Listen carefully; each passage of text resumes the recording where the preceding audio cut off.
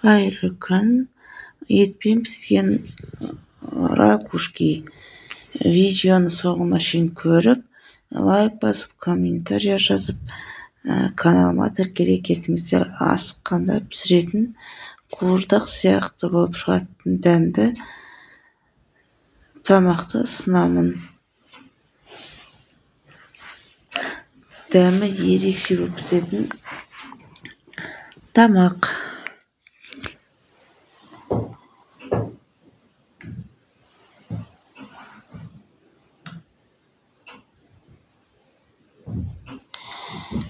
Пиязды ашимыз, содан кейін полукольца сағып тураймыз, майды осылай құйып аламыз. Чеснокты сақтап тураймыз, 2 головка емес, 2 штук чеснок. Сосын осыны пиязбен бірге жақсылап қуырып аламыз. Міне полукольца осы.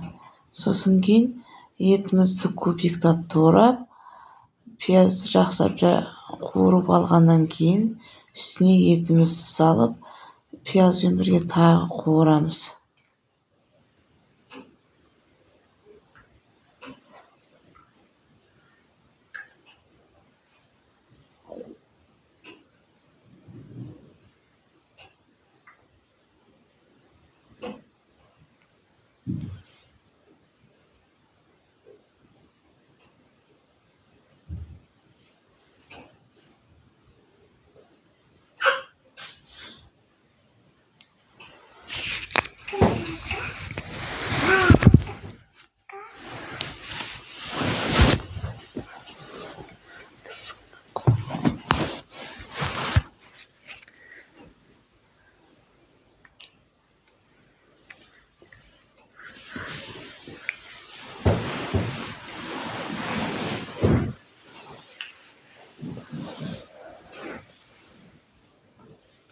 Дәміне қарай бұрыш, тұз қосамыз. Бұрышты шай қасықпен 1 қасық салсақ болады. Бұрышты байқап салыңыздар. Ашысы болады, қатты ашысы болады, ашытылауы болады. Дәміне қарай салғандар.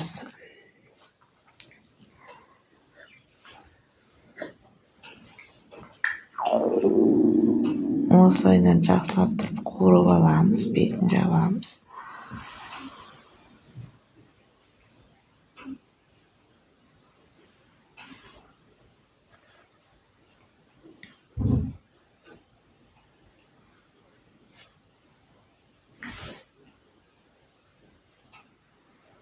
Енді су құямыз.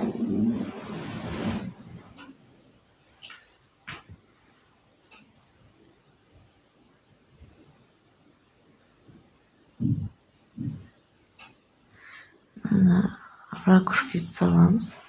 1,5 кесе саламыз.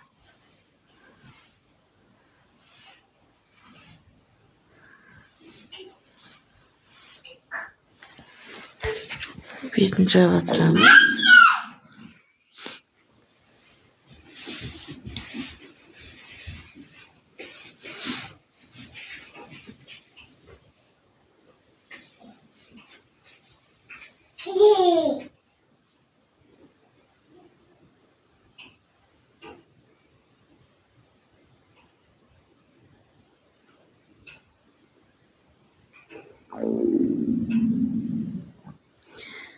Тамағымыз пісті. Осылайын ыстықтайдан жеп алған дұрыс. Тәлкемізге саламыз. Астарыңыз дәмді болсын. Видеоны соңына шейін көргендеріңізге рахмет. Тіркеле кетіңіздер. Келесі видео рецепт түскенше қош сау болыңыздар.